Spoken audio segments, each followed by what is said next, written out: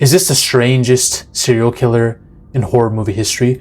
One that uses the essence of the devil to carry out mass murders via dolls? One that carefully selects victims on the basis of birthdays so that each kill can represent a pentagram on a calendar, and once the pentagram is complete, the devil may rise after the ritual?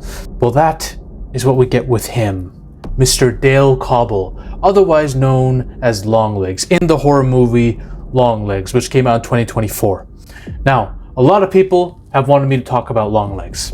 A lot of my fans have wondered, why the hell haven't you spoken about this? You speak about movies that delve into the devil, the satanic, the godly, the Lovecraftian. Why not this? The truth is, I really like Longlegs. I really admire this film because of the feelings it creates within me. Unfortunately, when I look back on the film, I do think it has a lot of issues. A convoluted supernatural element that basically kind of unravels the film as it goes along. It makes the film less scary. It makes the main killer less scary. When the twists are revealed, the movie itself doesn't really know how to reveal all the convoluted ties it's trying to freaking tie up without giving you heaps of exposition in this dialogue. So for that reason, the movie goes from being very atmospheric, tense, and subtle to not subtle. But what I will say is, it has one of the creepiest characters in it, because the opening scene of Longlegs is masterful. In terms of atmosphere, tension, and horror, this scene does things to me. Because any guy who sneaks up on a child in the middle of nowhere, by the way, in a house that's surrounded by woods, a guy who sneaks up on the child, and when you see the guy, he looks like this, and his first words of dialogue, "Oh, there she is. The almost birthday girl." Like, what the fuck? When I saw this dude, I didn't want to see him again for the rest of the movie. That's how scared I was of him. Now, the more and more you see of him, the less scary he gets, unfortunately. And that's because of the movie, not because of Nicolas Cage. But when I saw him, and this is what I mean, man, the less you show of your killers and monsters, the more scary they are. It just goes to show. When I saw this dude, you know who I thought of? You know why this dude was so scary to me? Not only because he just looks like a creep in a PDF file, but also, he reminds me of this dude. You guys remember Smart Schoolboy 9?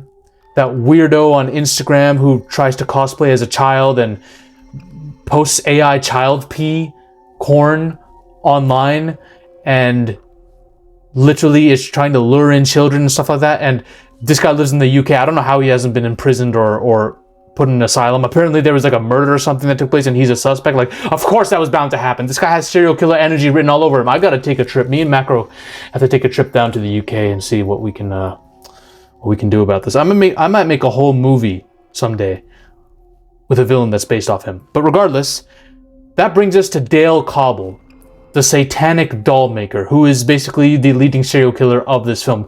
Even though the devil is doing most of the killing, I would have preferred Dale to just be a freaking child killer. That alone would have been a terrifying concept, but regardless. Dale Cobble basically uses black magic to insert the devil's essence into dolls. Dolls that he crafts to mirror the children of the families that he's about to kill. And he basically goes into families' houses and says, "Oh, you've earned a prize from the church," and gives them this doll, a life-size doll that mimics their kid. And then the doll influences the family to kill itself, essentially. That leads our head detectives into a rabbit hole of codes, riddles, poems, all to figure out what the hell does Longlegs want. And that brings us to the main question. Why did this character carry out these acts?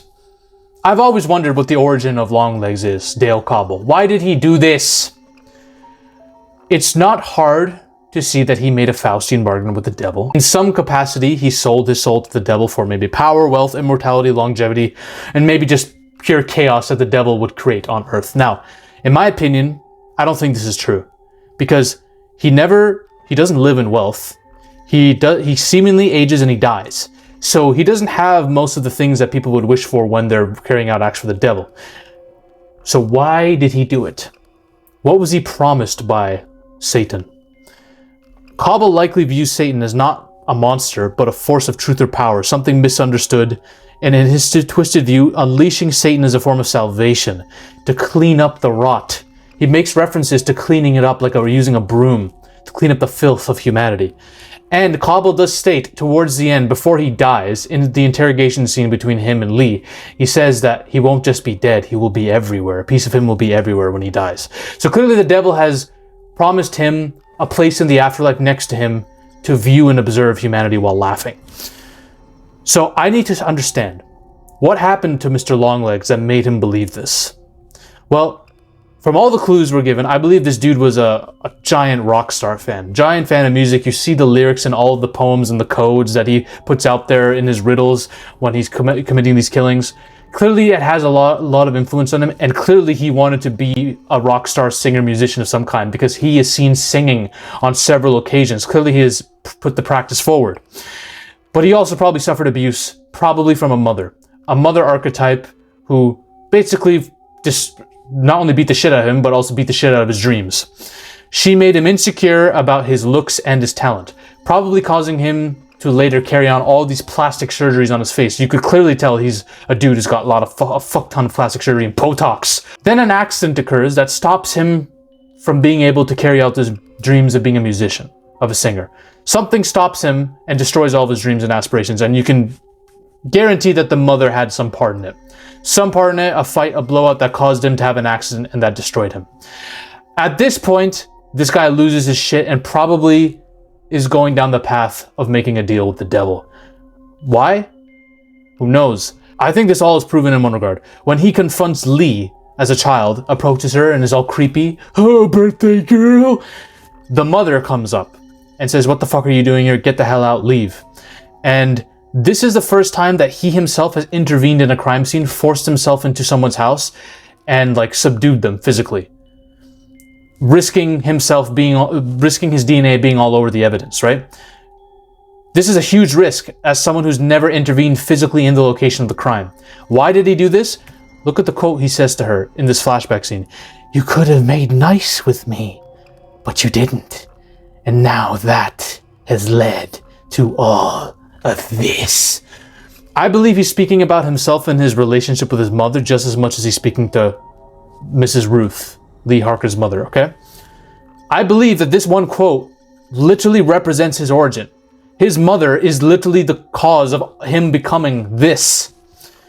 And she probably reminds him of that mother figure. That's why he freaking did what he did to her. His mother abused him, destroyed his aspirations, destroyed his possible music career, all right? Basically nuked his dreams and nuked his sense of self. I think he made a deal with the devil, and the initiation of that deal was sacrificing her, killing her. I don't believe his first kill was one of these kids or families. I believe it was in his own family, all right? That's what caused him to go on this path of being completely fucking unhinged. His entire origin and the process of this ritual is explained by another movie. Want to know what that movie is? There's a film called The Black Coat's Daughter, another satanic film, which is one of the most fucked up movies I've ever seen in my life. Basically about a little girl in a Catholic school, a boarding school, whose family died in a car wreck. And she's just lonely as shit. And to fill the void of this loneliness, the devil comes along. And his presence starts affecting her, influencing her, possessing her, you could say. And the devil, the way he's shown and the way he's seen in the background is very similar to the way Satan is seen in Longlegs. They're very similar. And basically, she starts prostrating to him as he fills the void of her loneliness. She even starts killing for him, decapitating, taking people's heads off. All for this father figure of hers now. That's replacing the loneliness that she had, right?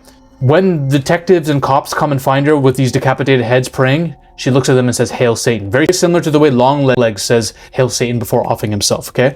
Then they grab her, conduct an exorcism on her, put her in a psychiatric facility, and after this exorcism, she begs the devil not to leave her. She begs him to stay with her so that she's not alone anymore. So even beyond being possessed, she still wants the devil. She still needs him there, right? She sees him as something more than just a demonic, scary entity.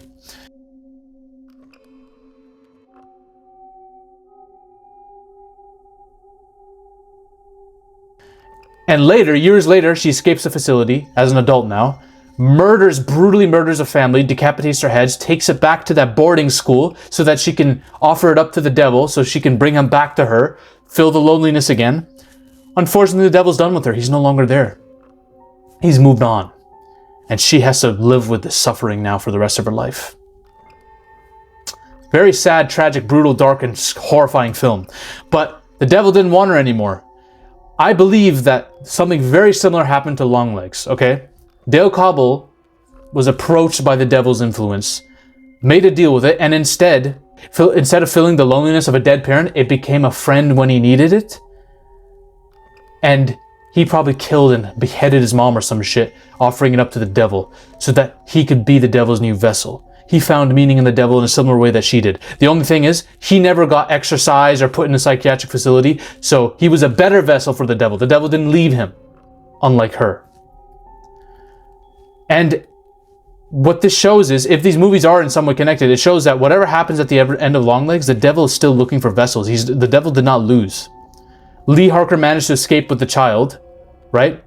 But the devil's still out there finding vessels who can carry out their plans. I believe that this girl, what would have happened is, she would have become a serial killer on the level of Longlegs, committing these black magic acts with the devil. But the problem was she got exorcised and put in a facility, so the devil was done with it. He's like, okay, this chick is useless. Moving on. She'll never be like Longlegs. That's what happened. That's what she would have become. And that explains this guy's origin. That is Longlegs, ladies and gentlemen. One of the most atmospherically creepy films I've ever seen. Not the most scary film. It gets less and less scary as the movie goes on. But man, Dale Cobble, you were one terrifying dude. This guy needs an origin story. Or there should be villains like this for... Bro, we need a Batman villain like this. I know the Riddler was pretty creepy, but this would have been... Oh my god, bro. This is like Joker level shit times 10. If you want to know my thoughts on the scariest devil in movie history, because we touched on a lot of devil shit in this video, you can watch my video on the scariest devil of all time over here. Ladies and gentlemen, we are on a mission to take over Hollywood. But the army must keep growing. If you want to suggest video topics to me, or talk about your favorite movies or favorite film theories in a community with like-minded individuals, join the Zafy Discord now. Link is in the description and the comment section as well. Join us. This movement is just beginning. We're taking over Hollywood, one coke line at a time.